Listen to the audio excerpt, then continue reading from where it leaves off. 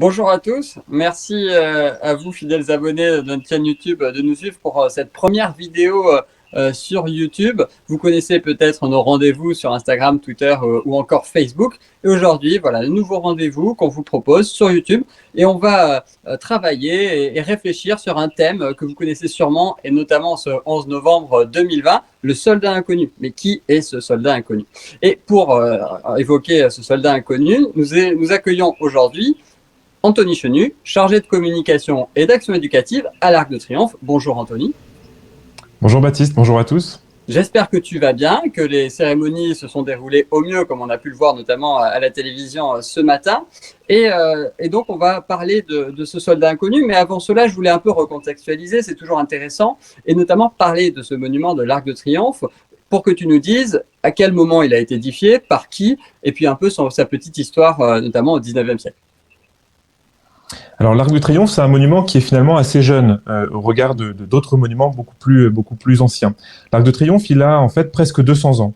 200 ans qui sont en fait 200 ans d'histoire de France concentrés dans ces 4 piliers et cet entablement de 50 mètres de haut.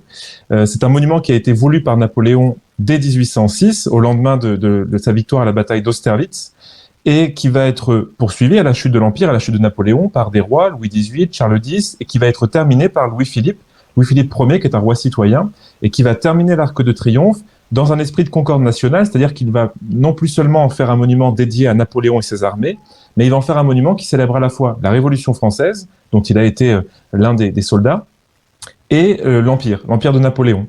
Et donc, ce monument-là porte à la fois la trace de l'Empire, la trace de la monarchie, et il va trouver sa place presque naturellement dans la République, à travers notamment l'arrivée du soldat inconnu, et ses nombreuses références à la Révolution française, évidemment. D'accord, bien sûr. Donc, avant d'arriver peut-être à ce moment clé dont tu parlais, de l'arrivée du soldat inconnu et de la Première Guerre mondiale notamment, est-ce que tu peux nous citer peut-être 2 ou 3 dates clés qui ont ancré l'Arc de Triomphe dans l'histoire nationale? Oui, alors les premières fonctions de l'Arc de Triomphe, la première vie de l'Arc de Triomphe, elle a oscillé en fait entre culte civique et culte militaire en France. On n'a pas tout de suite dédié le monument à des représentations uniquement militaires. Et donc on peut citer par exemple 3 hommages qui sont les 3 premiers hommages nationaux qui vont être rendus à l'Arc de Triomphe. Le premier, le retour des cendres de Napoléon, donc l'hommage funèbre à l'empereur Napoléon, qui a eu lieu en décembre 1840. Louis-Philippe fait revenir Napoléon à Paris pour l'inhumer aux Invalides. Et c'est à l'Arc de Triomphe qu'on va mettre en scène ces funérailles nationales. Quelques temps plus tard, quand on va changer de régime, donc après la chute de la monarchie de Juillet, on va vivre une période de transition et on va arriver progressivement à la Deuxième République en France. Et la Deuxième République va se célébrer notamment à l'Arc de Triomphe. En avril 1848, on célèbre ce qu'on appelle la fête de la fraternité. On réunit le gouvernement, les députés, etc. sur place. On fait une remise de drapeaux autour de l'Arc de Triomphe. Donc ça, c'est vraiment un culte républicain qui naît dès 1848 à l'Arc de Triomphe. Et puis un autre événement qui va faire charnière entre le 19e siècle et le 20e siècle, qui va être un événement national d'ampleur, qui va attirer même plus de 2 millions de personnes sur place, ce sont les obsèques de Victor Hugo, l'écrivain, le poète Victor Hugo, qui vont être célébrés dans 2 monuments du réseau, d'ailleurs du CMN, l'Arc de Triomphe et le Panthéon. À travers Victor Hugo, qui n'est pas une figure militaire, en fait, la France va se représenter finalement dans ce qu'elle est de plus haut, de plus fort, dans sa plus belle gloire, celle de l'écrivain Victor Hugo. Et donc cet événement-là va donner lieu à un grand rassemblement de plus de 2 millions de personnes sur place, qui va être un événement national très fort. On dit que même certains ouvriers se mettent en grève pour pouvoir assister aux obsèques de Victor Hugo, dont il a tant parlé. Et puis, on va aussi, pour l'anecdote, avoir une répercussion internationale sur cet événement. Et Edison, l'inventeur de l'ampoule électrique, va même offrir à la ville de Paris l'illumination de la place de l'Étoile et de l'Arc de Triomphe à l'occasion de cette veillée funèbre du 31 mai 1885 à l'Arc de Triomphe. Donc, un événement mondial et qui va conduire à ce rassemblement sur place. Évidemment, alors tu fais bien d'évoquer ce sujet. Évidemment, au sein des monuments nationaux, il y a la gestion de l'Arc de Triomphe où tu travailles, et évidemment du Panthéon comme tu l'as cité.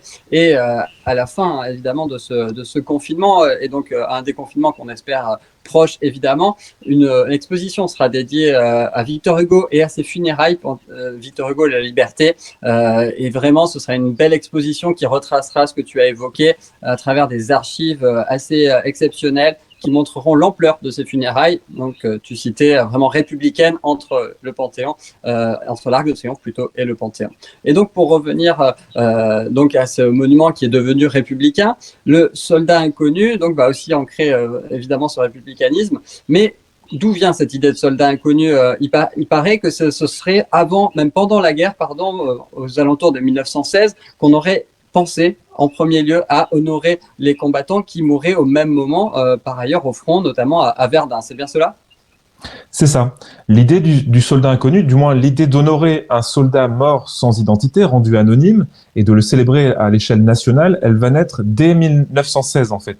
Dès novembre 1916, Francis Simon, qui est président local du Souvenir français, donc pour la ville de Rennes, va prononcer un discours important dans l'un des cimetières de la ville, le cimetière de l'Est, dans lequel il va réclamer l'entrée au Panthéon d'un soldat mort au cours de la guerre et mort sans identité.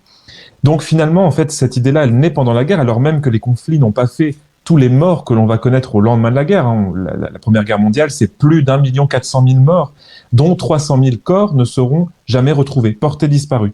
Donc cette émotion-là, qui cristallise un peu la société au lendemain de la Première Guerre mondiale, ce qu'on va connaître dans les années 20, c'est une décennie finalement très sombre, où on compte les morts par milliers, par millions, et dont on va aussi tenter d'attribuer à chacun une sépulture. Alors il y a eu plusieurs évocations pendant la guerre. On a pensé un temps effectivement laisser les soldats enterrés sur place là où ils sont tombés. Après on va passer un décret pour les faire revenir dans leur famille. Bref, tout ça fait que c'est pas encore tout à fait tranché, mais il faut néanmoins, pour toutes ces familles qui ont perdu un frère, un fils, un compagnon, un ami, etc., dont on n'a jamais retrouvé la trace, il faut bien un corps, il faut bien une tombe nationale pour célébrer ça. Donc c'est ça qui va naître autour du soldat inconnu.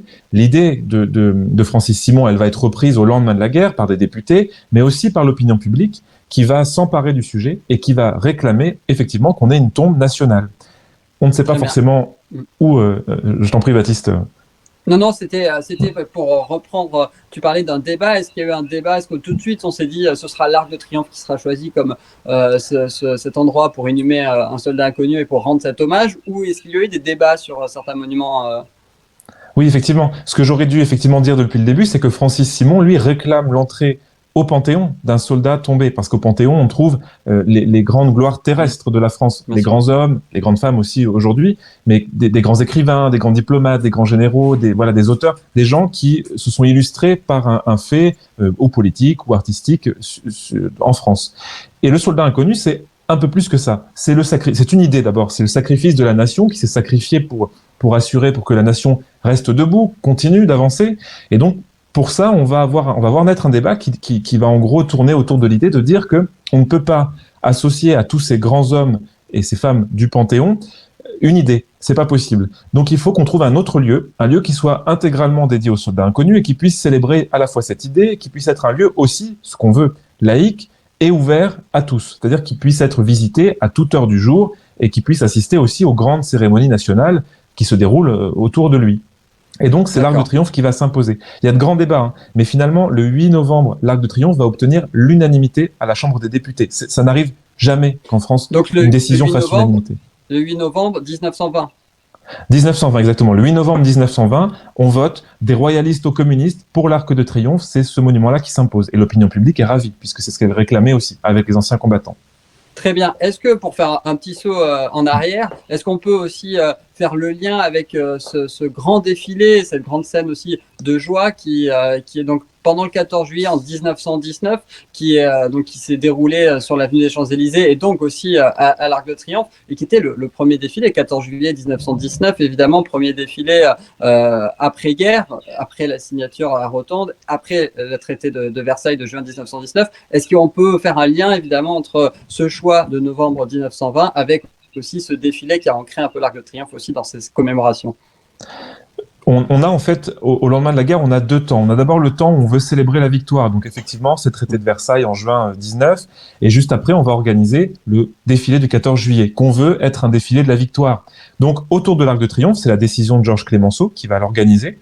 Autour de l'Arc de Triomphe, on veut voir à la fois les armées alliées qui défileront pour célébrer cette fête qu'on veut être une victoire. Les généraux vont parader à cheval autour de l'Arc de Triomphe aussi. Mais Clemenceau va quand même prendre le soin d'ouvrir ce cortège par près d'1 millier de mutilés de guerre qui vont ouvrir le cortège. Et donc, on peut quand même trouver que cette victoire a un goût un peu terne. C'est une victoire en demi-teinte. C'est ce que le commissaire de l'expo, l'historien Jean-Yves Le Naour, évoque comme étant la victoire des morts, en fait. Oui, on célèbre bien une victoire, mais une victoire quand même qui a endeuillé la France entière, qui a fait des milliers d'orphelins, etc. Donc, on passe d'un sentiment de victoire et de patriotisme fort à un sentiment plus d'émotion et de compassion et de volonté de fédérer le pays autour de cette idée de soldat inconnu. Bien sûr. Pour rebondir sur ce que tu dis, peut-être deux choses. C'est vrai qu'on imaginait en 1914, et il faut peut-être le redire, c'est peut-être des souvenirs que vous, abonnés, vous avez de vos cours d'histoire, qu'on pensait que la guerre serait rapide, hein, d'ailleurs, dans les deux camps. Évidemment, une vraie victoire pour chaque camp aurait été de gagner en 3 mois, comme ils le pensaient. Et donc oui, on peut évoquer évidemment cette victoire en demi-teinte. Et deuxième chose, tu parlais du nombre de morts. Évidemment, quasiment chaque famille française a été touchée, ce qui nous ramène à chaque village, hein, qui fait l'entité aussi de la France et qui possède, ça aussi c'est un symbole d'union nationale, qui possède son monument aux morts, qui avait été, ces monuments aux morts qui avaient d'ailleurs été photographiés et mis en avant lors d'une exposition au Panthéon, notamment photographiés par Raymond Depardon. Voilà, petit aparté. Qui vous permettra aussi d'aller voir les ouvrages qui concernent ces monuments aux morts.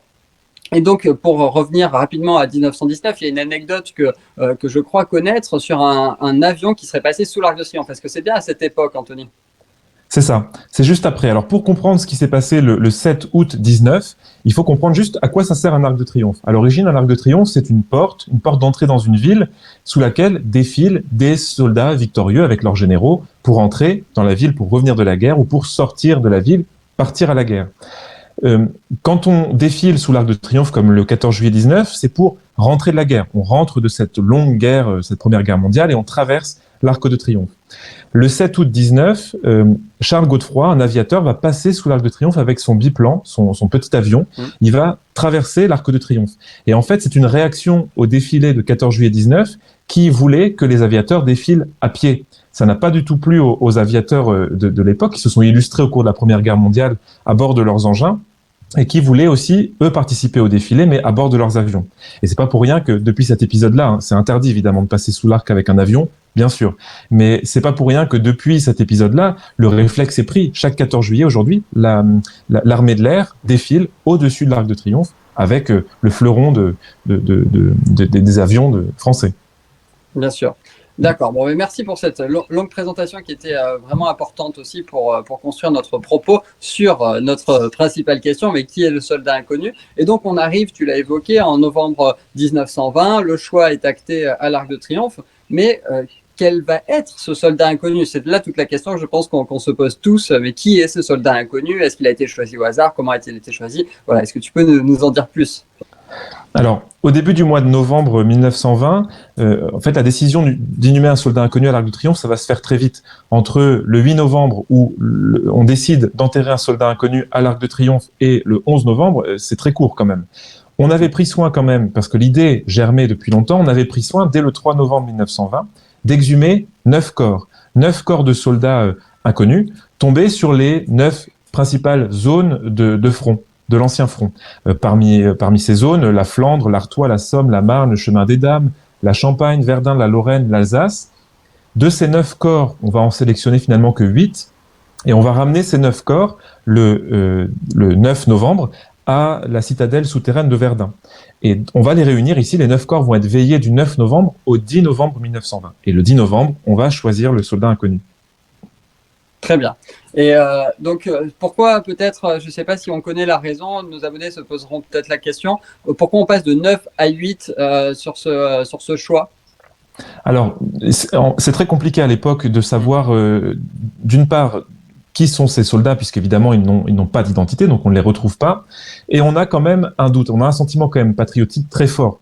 Et on a un doute sur le 9e cercueil. On se demande si vraiment c'est un soldat français ou pas. Vous savez que cette guerre-là est la première guerre qui va pulvériser les corps, donc on n'a pas forcément toujours la possibilité de vérifier si ces corps-là sont bien des corps de soldats français. À l'époque, c'est important. On verra qu'aujourd'hui, ça l'est beaucoup moins. Bien sûr, d'accord, c'est bien noté. Et donc, ces corps arrivent, et qui va faire ce choix entre ces 8 corps de décider lequel sera à l'Arc de Triomphe et lesquels seront, entre guillemets, renvoyés dans les cimetières militaires de Verdun notamment? Alors, André Maginot, qui est ministre de la Guerre et des Pensions, va en fait charger un jeune caporal, Auguste Tin, qui est chargé de veiller en fait sur les cercueils dans la citadelle souterraine de Verdun. Il va le charger de désigner le soldat inconnu qui, pour la postérité, serait le soldat inconnu avec un grand S à l'Arc de Triomphe. On imagine que c'est une pression pour ce jeune soldat qui n'est pas gradé. Hein. C'est un soldat, un jeune homme qui s'est engagé d'ailleurs plus jeune que ce qu'il était possible normalement de faire à l'époque. Donc c'est vraiment quelqu'un qui a la notion de la volonté de combattre pour sa patrie, etc. Donc on lui confie un bouquet d'œillets et on lui dit, voilà, choisis parmi ces 8 cercueils le soldat inconnu qui ira à l'Arc de Triomphe. Il faut imaginer Auguste Tin la pression qui lui est mise tout à coup, et donc il va trouver un système simple. Alors il le raconte après, en fait, on a de nombreuses archives dans lesquelles il raconte cet épisode. Il va prendre tout simplement les chiffres de son régiment qui figurent sur son col, 132e régiment d'infanterie. Il va ajouter les chiffres de son régiment, le 1, le 3, le 2, ce qui donne le chiffre 6. Et donc, il va poser son bouquet sur le 6e cercueil. On avait pris soin au départ de mélanger les cercueils pour ne pas savoir même de quelle zone ils venaient. D'accord, très bien. Donc voilà, c'est un choix numérique en hommage à son régiment, donc évidemment qu'il y a un fort lien avec les combattants de la Grande Guerre.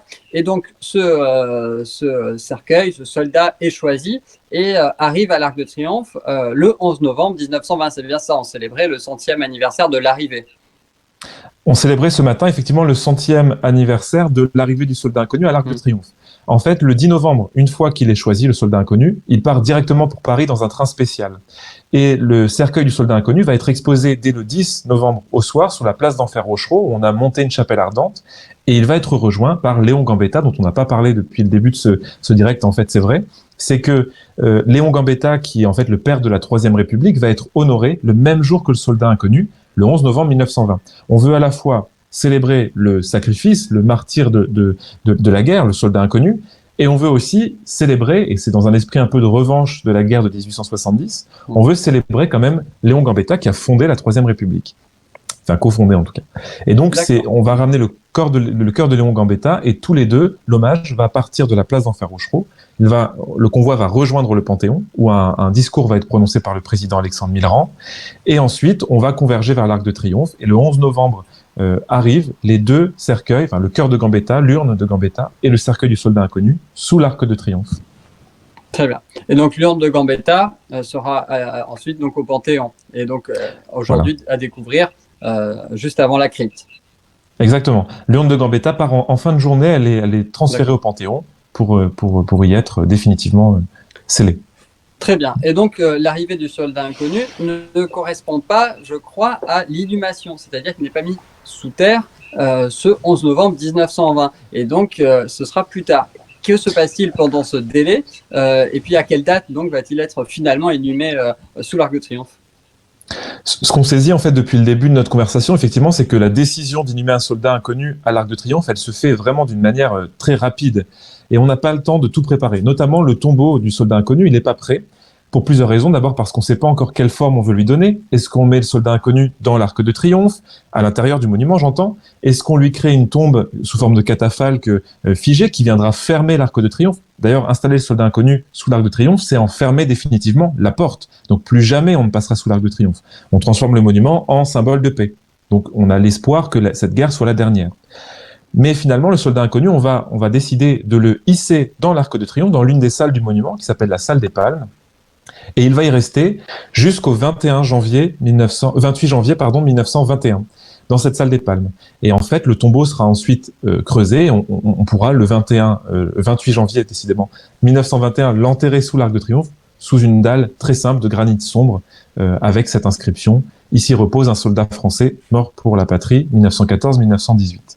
Bien sûr. Et puis vous pouvez voir évidemment les images de cette tombe du soldat inconnu. Et évidemment, quand on vous montre ces images, vous voyez tous une flamme. Anthony, on voit la flamme du soldat inconnu. Tu ne l'as pas évoquée. Alors, j'imagine que si tu ne l'as pas évoquée, c'est qu'elle n'existe pas au moment de cette inhumation et de ces hommages aux soldats inconnus de 1920 et 1921. C'est ça. On l'inhume donc en 1921. Mais finalement, on se pose très vite la question de comment maintenir la place de ce soldat inconnu, de cette mémoire collective vivante. Et on se dit, mais en fait, une fois qu'on a installé le tombeau, très vite, ça va devenir un lieu de recueillement, c'est sûr, on pourra y venir quand on veut, mais il va nous manquer une forme d'honneur rendu régulièrement aux soldats inconnus. Et donc, on va réfléchir à comment rendre cette tombe beaucoup plus vivante. Et le journaliste Gabriel Boissy va proposer cette idée de flamme installée sur le tombeau du soldat inconnu, une flamme éternelle qu'on va installer ici. Donc, on va confier à l'architecte Edgar Brandt la réalisation d'une bouche à feu qui rappelle en fait la gueule d'un canon pointé vers le ciel avec cet anneau dans lequel surgit la flamme. Donc elle sera installée seulement le 11 novembre, toujours un 11 novembre, 1923. Cette fois-ci, c'est Maginot qui supervise aussi cette installation et c'est lui qui va l'allumer pour la première fois le 11 novembre 1923. Très bien. Et donc, voilà, pour rester sur pour ce symbole de la flamme, évidemment que tout le monde connaît et que tout le monde a pu remarquer s'il s'est rendu ou s'il a vu des émissions, notamment ou les commémorations officielles à la télévision, par exemple. Cette flamme du soldat inconnu, est-ce qu'elle est là tous les jours? Est-ce qu'elle est ravivée également? Est-ce qu'il y a eu certaines choses dans son histoire qui ont été assez marquantes? Voilà, est-ce que tu peux me dire cette histoire de la flamme particulièrement qui est assez passionnante notamment? Alors, la flamme du soldat inconnu, elle a été pensée pour être ravivée chaque soir. Alors, on dit bien ravivée et pas rallumée pour une raison toute simple, c'est qu'elle ne s'éteint jamais. La flamme du soldat inconnu, c'est une flamme qui est dite éternelle. Et un peu comme dans les cités antiques, le feu de Vesta qui brûlait dans les cités et qui ne s'éteignait jamais et d'où on allumait toutes les torches qui éclairaient la ville, mais c'est le même principe. La flamme du soldat inconnu, elle restera allumée jour et nuit. Elle veillera sur la tombe et finalement, elle sera cette mémoire vivante qui accompagne le soldat inconnu. Donc elle est ravivée chaque soir à 18h30 au cours d'une cérémonie qui s'appelle la cérémonie de ravivage, immuable, qui n'a pas changé dans sa forme depuis le 11 novembre 1923 et qui a été confiée à un comité spécialement créé pour cette cérémonie, le comité de la flamme, qui est chargé de raviver la flamme chaque soir, alors avec des chefs d'État, des souverains étrangers qui viennent en visite officielle en France, mais aussi les 150 associations d'anciens combattants qu'ils représentent partout en France, et qui chaque soir se succèdent à l'Arc de Triomphe pour participer à cette cérémonie. Ils accueillent aussi des groupes scolaires, des plus jeunes aussi, pour transmettre cette mémoire qui, au-delà de la flamme, qui va rester, qui est la trace un peu tangible, il y a toute cette mémoire aussi autour de laquelle il faut faire de la pédagogie, autour de laquelle il faut aussi mobiliser et concerner les jeunes. Donc c'est aussi leur travail. D'accord, très bien. Et il y a notamment aussi des chefs d'État étrangers, notamment des chefs d'État de pays qui se sont battus avec les Français lors de la Première Guerre mondiale, mais pas que, qui viennent rendre hommage, évidemment. J'ai une citation et un souvenir en mémoire de l'équipe All Black avec les Néo-Zélandais donc, de rugby qui ont participé, la Nouvelle-Zélande qui a participé à la Première Guerre mondiale, qui était venue faire cette cérémonie aussi pour commémorer les personnes décédées lors de ce conflit de leur pays. Donc ça a aussi une portée internationale, évidemment. Alors, une anecdote également, effectivement, les All Blacks viennent dès qu'ils viennent en France, ils passent par l'Arc de Triomphe pour immortaliser ce moment et puis procéder au ravivage. Le président Kennedy aussi, qui, lors de sa grande visite d'État en France, est venu raviver la flamme du soldat inconnu avec Charles de Gaulle, général de Gaulle. Et pour l'anecdote, il aurait confié à son épouse, Jackie Kennedy, que quand lui mourrait à son tour, il trouvait le symbole très beau, il aimerait lui aussi voir sur sa tombe cette flamme qui brûle de manière éternelle. Malheureusement, le pauvre ne savait pas que quelques mois après, il lui arriverait malheur et que sur sa tombe serait allumée une flamme éternelle sur le même principe que la flamme du soldat inconnu sur la tombe de John Fitzgerald Kennedy. Il y a aussi la reine d'Angleterre, par exemple, qui à chaque visite en France s'arrête évidemment à l'Arc de Triomphe. Ça fait partie de ses prérogatives sur place. Évidemment, on a quelques photos sur le compte Twitter, on voit Elisabeth II, plus jeune évidemment, raviver la flamme du soldat inconnu.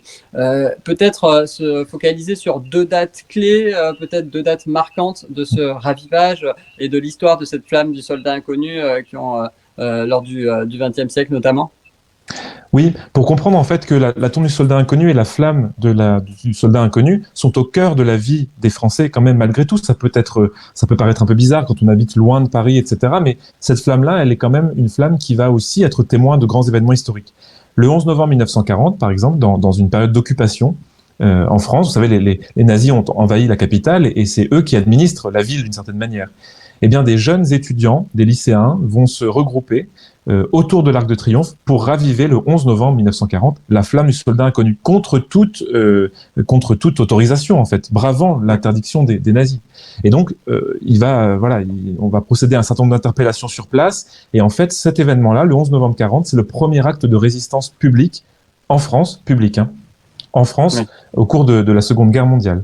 Il y a un autre événement qu'on peut citer aussi qui a fait date. En 1970, le mouvement de libération de la femme est né autour de la tombe du soldat inconnu, puisqu'on se rappelle de cet acte fort et très symbolique. Les femmes sont venues déposer sur la tombe du soldat inconnu une gerbe portant l'inscription « Plus inconnu que le soldat inconnu, sa femme », pour interpeller effectivement sur le rôle, à la fois le rôle des femmes effectivement dans la société, mais aussi peut-être sur la Première Guerre mondiale, puisqu'on ne célèbre pas effectivement les femmes de la Première Guerre mondiale, qui pourtant étaient très impliquées dans le combat. Le mouvement de libération de la femme est revenu cette année avec de nombreuses, pour célébrer les 50 ans de cet épisode, avec de nombreux invités. Et elles ont procédé au dépôt de fleurs sur place. Tout s'est très bien passé et ça montre que le soldat inconnu, il parle vraiment à tout le monde. Il a une valeur vraiment universelle. Oui, c'est ça. Ce soldat, en fait, c'est la France. Il représente la France et son histoire aussi. C'est évidemment au-delà de n'importe quel choix partisan ou politique ou autre, évidemment. Exactement. Ben, merci pour toutes ces explications. Je pense que nos abonnés sont ravis d'avoir eu cette petite vidéo explicative. N'hésitez pas à poser des questions sur le chat. On y répondra évidemment. Hein, et n'hésitez pas aussi à donner, comme on dit, les pouces bleus sur la vidéo, à nous dire si vous avez aimé ce petit concept qu'on espère nous refaire et redévelopper évidemment dans le futur. Une dernière chose avec Anthony, une petite dernière question. Anthony, le soldat inconnu, évidemment, c'est l'actualité de l'Arc de Triomphe et c'est d'autant plus d'actualité parce qu'il y a une exposition, c'est bien ça? C'est ça. Le Centre des Monuments Nationaux, en partenariat avec le Musée de la Grande Guerre de Meaux, avait organisé une exposition sous le commissariat de l'historien Jean-Yves Le Naour, autour du centenaire du soldat inconnu à l'Arc de Triomphe, dans la salle des Palmes. Rappelez-vous, la salle qui a accueilli le cercueil du soldat inconnu entre le 11 novembre 1920 et le 28 janvier 21. Dans cette salle-là, on va retrouver une trentaine d'objets historiques, hein, des œuvres d'art et des objets qui rappellent à la fois le contexte autour de la Première Guerre mondiale et les grandes étapes qui ont conduit à l'inhumation du soldat inconnu à l'Arc de Triomphe. Cette expo, on devait l'ouvrir demain, le 12 novembre. Malheureusement, le contexte sanitaire fait qu'on doit repousser un peu cette date, évidemment. On ne manquera pas de vous tenir informé sur les comptes de l'Arc de Triomphe, sur Twitter et Instagram, évidemment, de cette ouverture. Si tu peux rappeler peut-être le compte Twitter et Instagram, oui, pour nos abonnés. Alors, sur Twitter, c'est @Arc de Triomphe et sur Instagram, @Arc de Triomphe-Paris. Très bien. Bon ben voilà, nos abonnés ne manqueront pas d'aller suivre ce que tu peux créer en contenu et qui est vraiment passionnant, Anthony, sur les comptes Instagram et Twitter de l'Arc de Triomphe. N'hésitez pas évidemment à suivre les comptes du Centre des Monuments Nationaux. Hein, vous le savez, 100 monuments à travers toute la France, hein, des grottes préhistoriques aux villas contemporaines, en passant par l'abbaye du Mont-Saint-Michel, le château d'If ou encore le château d'Azay-les-Rideaux, et j'en oublie évidemment plein d'autres. Donc si vous voulez découvrir ce contenu riche en patrimoine, @lecmn et sur Facebook /lecmn pour suivre tout ce qu'on produit, tous les contenus et découvrir les richesses évidemment très vastes de notre beau patrimoine. Je vous remercie et vous dis à très bientôt. Je remercie chaleureusement Anthony d'avoir été avec nous aujourd'hui pour nous parler du soldat inconnu et vous dis à très vite et n'oubliez pas, abonnez-vous.